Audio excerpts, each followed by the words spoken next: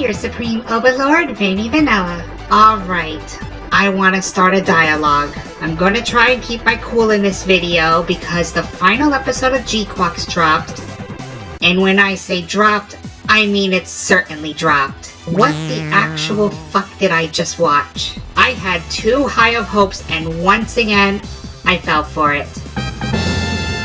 This episode was the epitome of new type bullshit, and I'm sure the GQuuuuuuX are slobbering all over this as absolute cinema. But for me, it's a whole lot of nonsense that once again shows a Gundam series that suffers from a lack of episodes. In this episode, Nyan and Machu tag team against Shuji. Kycilia's fate is unfortunately sealed, and a happy ending is had for everyone involved and not involved. We've got a ton of this bullshit to get through. You can already tell I'm annoyed with it fresh off of watching this. So let's get that spoiler out of the way and talk about what exactly the fuck happened in this chaotic ending. I still can't believe this ending pissed me off more than Witch from Mercury. Fucking absolute bullshit. We pick up right where we left off with Shuji telling Machu he's come from the other side to destroy this world that Lalah created. Within the Umagnotho, the Zeknova is only growing. It's a race against time as everyone is rushing to get there. Starting off with Kycilia and Xavier racing towards Kycilia. According to Xavier, if Kycilia dies, Zeon will be in disarray and there will be no future for new types. But Kycilia knows that this will be a dictatorship that has no future for human reformation. I'll admit, this is a cool scene, and I liked how Xavier uses the Gyan's lance as a decoy just to whip out the iconic Gyan beam saber. But just as this happens, the Gyan is hit in its shield by the Kikaroga's beam cannons, and is completely knocked out of the picture. Are you fucking kidding me? He didn't even die. Like, where does he even go at this point? Doesn't matter because we cut back to Char in the Red Gundam, who is determined to stop whatever comes out from the other side. Suddenly, the entire circumference of the Umagnotho splits apart. Char will send Lalah through the gate once it opens. The sole purpose of building the Umagnotho. Shuji then realizes that if things can come from their side into the other side, then the other side can bring things too. Which is super confusing because if you thought Shuji was Amuro, wrong! Shuji is apparently Shuji, and his existence is even more confusing as this goes along. Meanwhile, on the Shive, they witness firsthand at the change of the Umagnotho. The very people who helped build it are shocked at this level of what the fuckery is happening. Even Kycilia was duped to have fallen for Char's ploy in creating this monstrosity. You'd think Kycilia would have pulled away at this point, but she's got no escorts and Xavier's out of commission. Kycilia is still barreling his way towards her. Kycilia, run! Just run! Umagnotho suddenly farts out a single sparkle, an unidentified mobile suit from the other side. Komoli with her new type magic senses this as the White Devil, and Grandpa Gundam makes his grand entrance. The Alpha Psychomu reacts, and Char senses that it's afraid at the mere sight of the Gundam. Shuji is now inside the RX-78, and the Gundam tells him to kill the Rose Girl and put an end to this world. But the first of many new type floaty dialogues happen. Machu is shocked that Shuji would kill Lalah. She thought that he cared for her. We then see flashes of the original series, particularly the battle between Amuro, Char, and Lalah. Shuji explains that these are events that happened on the other side, a window to a mirage or a dream of another world. Yeah, you think this part is weird? This isn't even a just wait for it. Get a load of this shit. So we get a reanimated cutscene with the infamous battle during the 1 Year War. An interesting note, despite us hearing Char and Lalah speak, we don't hear Amuro at all. I'm guessing because this is the perspective of Lalah, so naturally she won't hear Amuro, even though they always talk through the new type magic thing, but whatever. By the way, I really like this scene. Love seeing the reanimated fight. It mimics everything, even Sayla getting in the way and nearly getting killed. But something different happens this time around. Instead of Amuro stabbing Lalah, Amuro kills Char? Yeah, you've got me on this one. Is this even the Lalah from the OG Universal Century at this point? Or is this one of the many times Char is killed by the White Gundam in the world she perpetually creates? Is this alternative universe Lalah in the infinite multiverse of Gundam? You see what I mean? This is exactly why I hate multiverse shit. The Gundamception. I'm smarter than you, so you won't understand its style of Evangelion storytelling. It just irritates the fuck out of me. me. It's like a taco inside a taco within a Taco Bell inside a KFC within a mall that is inside your brain. So because of this traumatic event, this caused Lalah to create multiple worlds with her new type magic, and each world Char dies.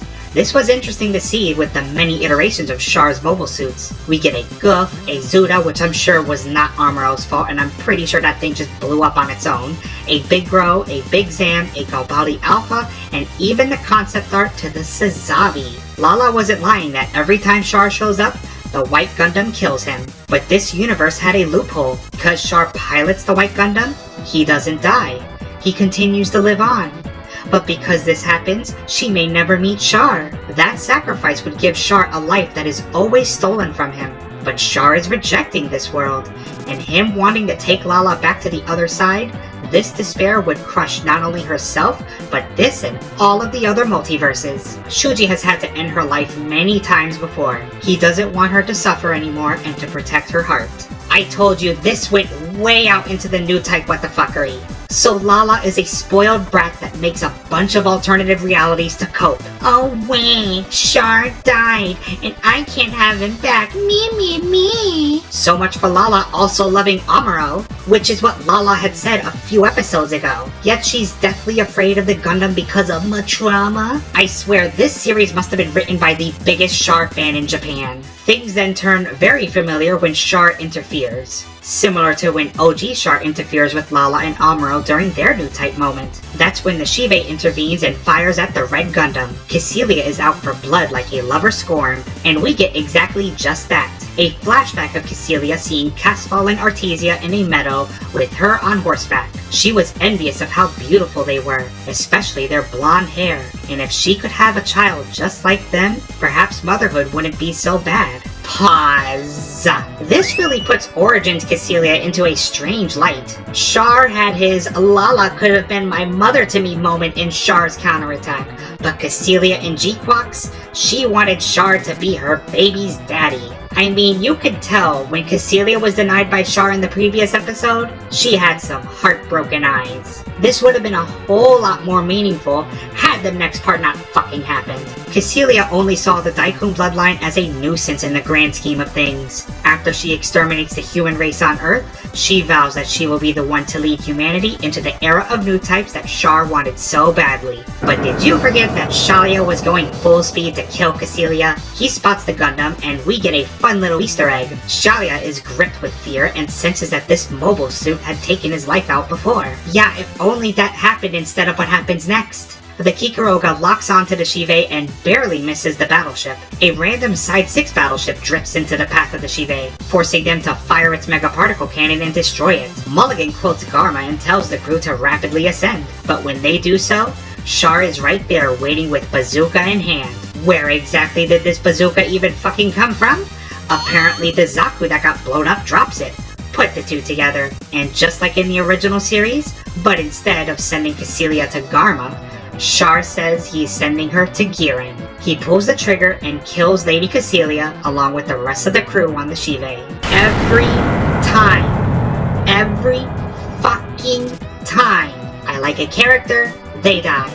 The one that I thought could have possibly lived to the end only for her to turn into a psychotic genocidal maniac with 2 episodes to go fucking dies. Like, yes, I get it, we all saw it coming, but still, the whole Giran motivation thing really threw shit out the window for this rendition of Kycilia. When this scene happened, all I can think of is fucking Xavier. Where the hell did he go? We all know that he didn't just die, so he was just floating around? Anyways, like I said before, at least she looked as incredible as always. She will always be alive in my heart. We then catch Nyan, who has been hiding the entire time along the side of the Umagnotho. She senses Kycilia's death and wishes that she could have had a chance to give her her cooking. And with all that's happened, she once again has nowhere to go. Fuck you, Nyan. You could have stopped Char, but you had to be a crybaby and hide? What good is having a Gundam if you don't even use it? You could have done a Mula Flaga and blocked that asshole Char's attack. But no, you had to sit there and hide? Nyan has lost all respect in this one. Fuck this bitch in particular. The Soldan loses the Shive signal and fear the worst for Kycilia. The captain then orders to rescue any survivors. I guess there might be some that lived as only the bridge was destroyed. Still, who the fuck is worth saving anyways? You could tell that this ending really brings out the worst in me, huh? Well, guess what? There's still half an episode to go. Now that all of my hopes and dreams are crushed, we return to the Arc 78, the GQuuuuuuX, and the Rose of Sharon. Machu vows that no matter what it takes, she will stop Shuji. They have a really nice fight. Despite me hating this episode, it does have its perks, and this was one of them. Nyan suddenly realizes that Machu and Shuji are fighting. Her plot armor activates again, as well as a spine, because she suddenly jumps into the middle of their duel. She demands to know why are they fighting. Yet another new type moment happens, and this time with Nyan and Machu. Nyan doesn't want Shuji or Machu to kill one another, and reminds her that the three of them promised to see the ocean together. In order for that to happen, Machu must stop Shuji, and she asks Nyan to join forces with her. Nyan is unsure of herself, but after imploring Nyan to reconsider, Nyan, let's join forces. Never make it! You'll never make it! Ever! Don't you see you can make it? I implore you to reconsider. Okay. are you fucking kidding me? That's all it took? The dynamic between these two is giving me a headache. As Nyan and Machu link up for some clan battle style math action, Char and Kycilia watch from a distance. Char mentions that Lalah desires shield him from harm. So basically, Char just admitted that he has plot armor in this universe. How foreshadowing. Mind you, Xavier is still somewhere out there because we still haven't seen him since getting his shield blown off by the Kikiryoga. Char continues by saying that with how distorted this world is, the age of new types may never happen. This is why Char wants to remove Lalah from this world, and only then can humanity move forward. Kycilia gives a shifty look at Char and immediately attacks him. He tells Char that because the Zabi family is no more, they must support Artesia to lead Zeon. Pause! Jeez Louise, how many more times do I have to pause this shit? Sayla? Okay, so what if she showed up as a Federation hero with 0 lines in the second episode? Where is this even coming from? This is the kind of shit I'm talking about and why I keep bringing up how clan battles were a waste of time, along with a proper Gundam series needing more than 12 episodes to cook. The Soldan crew can only watch in stunned fascination at the fighting, which I feel like that's all they ever do in this series. Seriously, I can't name a single person on the bridge other than Komoli. The helmsman, whose name escapes me, says the most prolific line in the entire series. Once you die, that's the end of the line. No fucking shit, Sherlock. Kycilia realizes that it would be too dangerous for Char to lead Zeon. Just like Kycilia, he too will try to purge humanity from Earth. I guess he'd want Char's counterattack. Nyan and Machu are giving Shuji everything they've got. It's a 2-on-1 fight, so really this is pushing him to the edge. Shuji then mentions that he's out of time and the Gundam begins to shapeshift? Not only does it shapeshift, it grows into a gigantic Mega Gundam? I'm about to crash out at this point.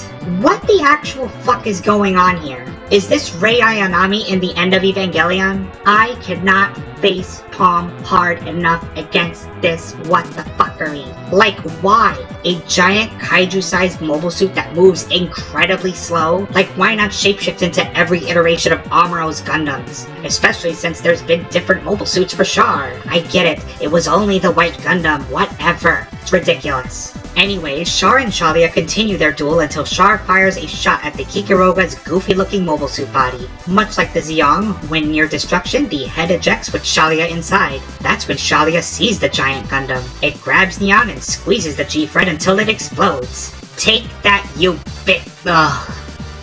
Of course she ejects. Kycilia tells Machu to leave. The white mobile suit is not of this world, and she can't defeat it alone. The Gundam then prepares to deliver the killing blow on Lalah. Machu isn't alone in this fight. No, no, no.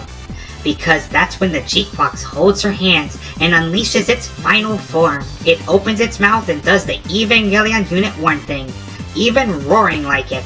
Okay, Studio Kata / Gainax, we fucking get it. You worked on Evangelion.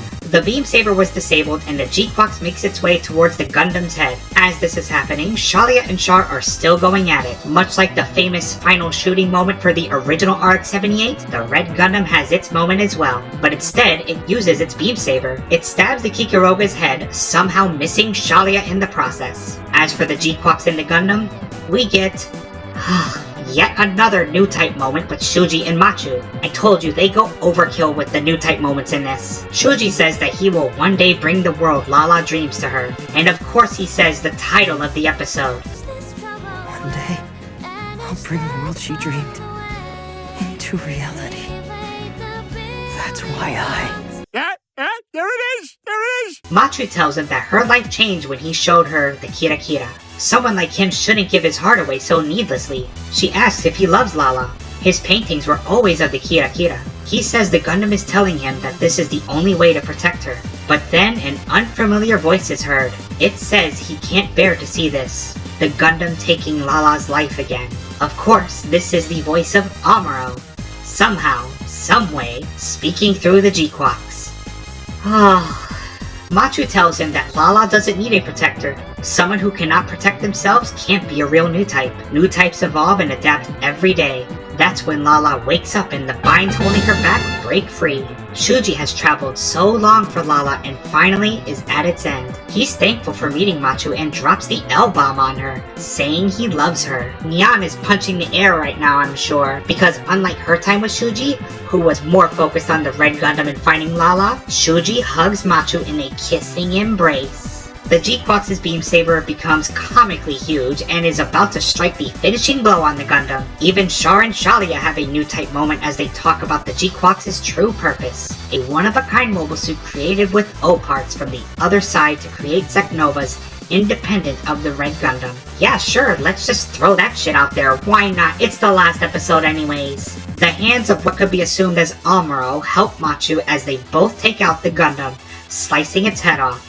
Just like a clan battle. Oh my god, so poetic. This is exactly why we spent so much time on clan battles. Lalah thanks Machu and just like that, swallows everything up into the other side in a gigantic Zeknova. The Kikuroga's cockpit, though damaged, still has Kycilia inside. With Lalah gone, Char turns back to his normal self without his Zeon uniform. Kycilia asks Char what does he plan to do next. Char says he will lead a life where Kycilia won't try to kill him.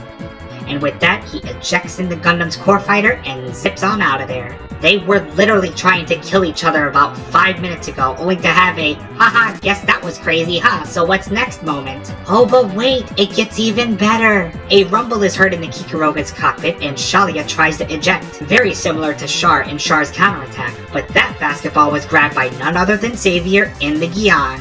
Oh, so there you are, you lazy sack of shit. You lose one arm and you're out of the battle entirely? Kycilia died by you and Nyan's failure. But you can redeem yourself, Xavier. Squeeze that cockpit. Squeeze it like the blueberry that it is. Kill Kycilia. Kill him! Kycilia submits himself to Xavier, saying that Kycilia is dead and he will surrender for a military tribunal. But Xavier has other plans. Do it, come on, squeeze it, squeeze it! He was going to build a world where new types can live as themselves, right? So Kycilia must live and guide Zeon in a proper direction now that the Zabi family has fallen. He gets away with it? 0 consequences for being a traitor? There is no loyalty to the Zabi family. Xavier, I thought you were better than this. You have also fallen from my favor, even if you're piloting my beloved Gion. We then catch up with everyone as things wrap up. In Zom City, it's a celebration as Artesia, accompanied by Ramba Raw, makes their way to what used to be the spooky Zabi residence building. Glad to see nepotism is alive and well as the person who did absolutely nothing in the entire series becomes the winner of the Game of Thrones. All Artesia is missing is a fucking wheelchair. Meanwhile, on Earth, Lalah has made it out of the brothel and finds Char. The roach lived. Yay. Oh, and were you wondering about the Pomeranians? I mean, I was too. That was such a burning question for me. Apparently, they've now got a Zok and are space scavengers. Glad to see that greedy bitch Anki had nothing coming to her. Again, 0 consequences. Machu's mother even gets an update. She receives a random text from Machu saying that she's okay. and she goes off to tell her nameless invisible husband. Boy, was I wrong about the Zeta Gundam vibes in all of this. And as for our two heroines, they finally made it to the ocean. After a shot of Machu's feet, Machu says that she is a wanted criminal. Never mind the fact that her only crime could be easily exonerated by Artesia, especially if Kycilia installed her as the leader of Zeon. But hey, let's keep the victim card going. Machu then looks to Neon and says that someday they'll see Shuji again, because the Gundam said so. Not again.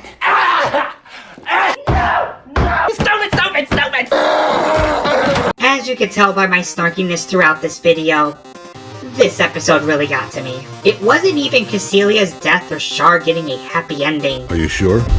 Well, okay, Char getting a happy ending is a thing, but that's my personal bias. But the whole new type magic bullshit was so over the top. It felt like they just wanted to one-up all the weird shit that happened in Unicorn. And Machu and Neon still having this obsession with Shuji at the end? I really thought it would have been like, obsession is blinding, appreciate what you have or something. Especially because they had their little Mav moment. I wouldn't have been so irked by this ending if they went that route. But Machu essentially just becomes Shuji 2.0, but with her best friend Neon, who is just a freaking stray cat, so I guess Neon's name suits her. This series was certainly something. It started out picked up great, then the last couple episodes just took a sharp left turn into Wackyville. I know I said it before, but it has to be said again.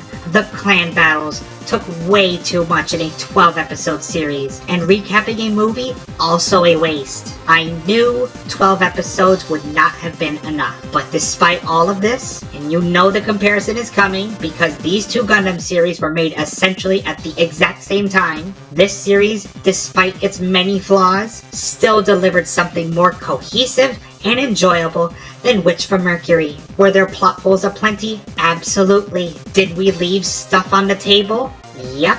Titans were a throwaway nothing burger. The Federation just does nothing to begin with. Garma literally had one mention and is never seen again. I mean, don't get me wrong, my boy lived and I love him. But nothing? Even with all of that weighing the series down, it still had high stakes in each battle. There was death aplenty in this series. And there was an actual final battle. As for our main protagonist, Machu, what does she even bring to the table? Yes, she's cute, she makes funny faces, but what did she actually do? She has 0 kills. Even Suletta had 1. I'm not counting Sophie's death. She died of a heart attack in the middle of a fight.